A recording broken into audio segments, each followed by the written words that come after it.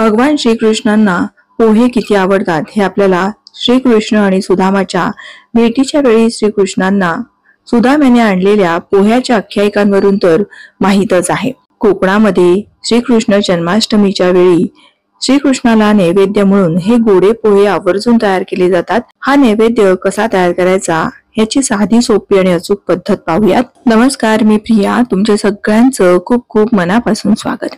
सर्वप्रथम आपण एका वाटीने हे नेहमीचे आपले जे कांदे पोह्यासाठी पोहे असतात ते 1 वाटी इतके मी पोहे घेतलेले आहेत।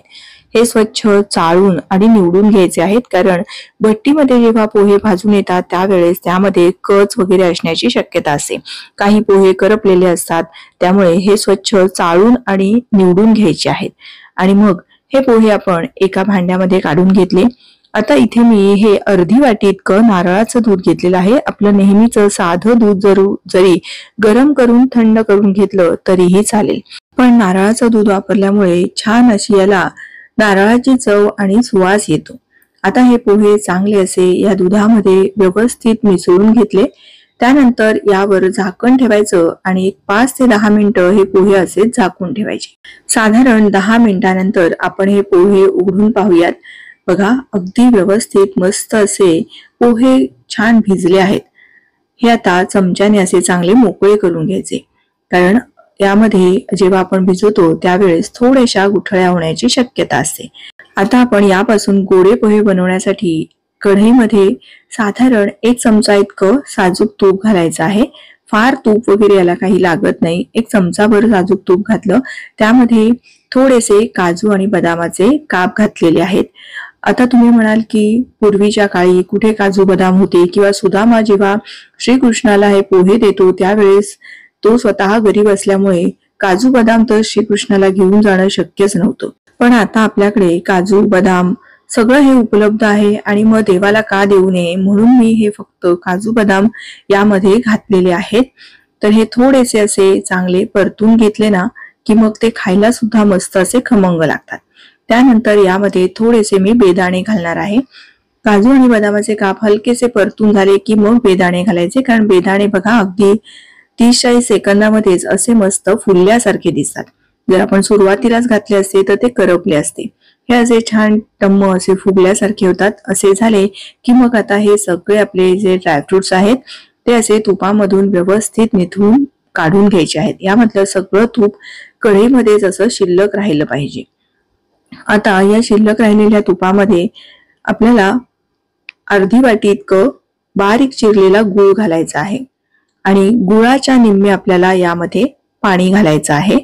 आपण 1 वाटी इतके पोहे घेतले, त्याच्या निम्मे अर्धी वाटी गूळ घेतलं, आणि त्याच्या निम्मे म्हणजे पाव वाटी इतकं पाणी घातलेलं आहे। यापेक्षा जास्त पाणी घालू नये, नाहीतर पोहेचा अगदीच लगदा होऊ शकतो। आपल्याला ह्याचा पाक वगैरे करायचा नाहीये, फक्त पाण्यामध्ये गूळ विरघळून घ्यायचा आहे। आता यामध्ये अर्धी वाटी खोवलेलं ओलं खोबरं घातलेलं आहे। त्याचबरोबर 1 चमचा भाजलेली खसखस घालून घ्यायची। खसखसीने छान खमंगपणा आपल्या या गोड्या पोह्यांना येतो। त्याचबरोबर पाव चमचा वेलचीची पावडर घातलेली आहे। त्यानंतर यामध्ये आपण गूळ वापरला आहे म्हणून आवर्जून इथे थोडंसं जायफळ किसून घालायचं आहे। गूळ आणि जायफळाचा स्वाद अप्रतिम लागतो। कोकणामध्ये श्रीकृष्ण जन्माष्टमीच्या वेळी ना बराचसा पाऊस असतो। कोणाला सर्दी पडसं होऊ नये याकरता बऱ्याचशा पदार्थांमध्ये सुंठ पावडर घातली जाते, म्हणून इथे पाव चमचा सुंठ पावडर घातली, आणि हे सगळे जिन्नस एकदा चांगले असे मस्त मिसळून घ्यायचे आहेत। इथे गूळ, खोबरं, तूप, त्यानंतर सुंठ, वेलची, जायफळ याचा खमंग सुवास दरवळत आहे। हे एकदा मंद आचेवर चांगलं असं परतून घेतलं। आता जरी गोडाचा पदार्थ असेल तरी चिमूटभर यामध्ये मीठ घालायचं, म्हणजे त्याची चव आणखीन छान येते। गूळ पूर्णपणे विरघळेपर्यंत हे असं चांगलं हलवून घ्यायचं आहे। गूळ पूर्णपणे या पाण्यामध्ये एकदा का विरघळला ना की मगच आपल्याला यामध्ये पोहे घालायचे आहेत। गूळ विरघळला नसेल तर पोहे अजिबात घालायचे नाहीत। आता गूळ पूर्णपणे विरघळला की मग आपण हे दुधामध्ये जे भिजवून घेतलेले पोहे आहेत ते यामध्ये घालून घ्यायचे आहेत, आणि हे एकदा चांगलं असं मिसळून घ्यायचं आहे। जसजसं गूळ पोहे हे सगळं मिश्रण एकजीव होईल ना, तसं या पोह्यांना गुळाचा सुंदर असा रंग येतो. आता जरी हे असे पांढरट आणि फिक्के दिसत असतील ना, तरी सुद्धा एक आपण याला वाफ काढली की मस्त गुळाचा रंग या पोह्याला येतो. आता हे जे आपण तळून ठेवलेले काजू आणि बदामाचे काप आहेत ते सगळे यामध्ये घालायचे आणि हे एकदा चांगलं असं मिसळून घ्यायचं आहे. आता अगदी लहान गॅस करायचा आणि मंद आचेवर 1 ते 2 मिनिटाची वाफ काढायची आहे. साधारण 2 मिनिटाची मी वाफ घेतली. त्यामध्ये 1 मिनिटानंतर पुन्हा हे असे तळापासून चांगले हलवून घेतले होते, म्हणजे ते तळाशी करपणार नाहीत. बघा, मस्त असे आपले मोकळे तरी सुद्धा मौसूद असे हे गोडे पोहे बनवून तयार झालेले आहेत.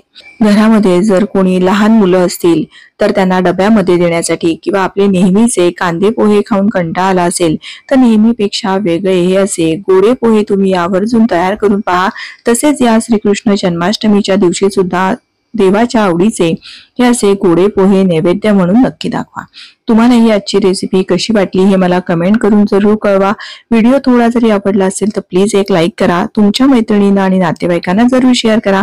अशा छान छान रेसिपीज पाहण्यासाठी प्रियाज किचनला सबस्क्राईब करा आणि बाजूला असलेलं बेल आयकॉन सुद्धा प्रेस करा. पुन्हा लवकरच भेटूया छानशा एखाद्या रेसिपीसह. धन्यवाद.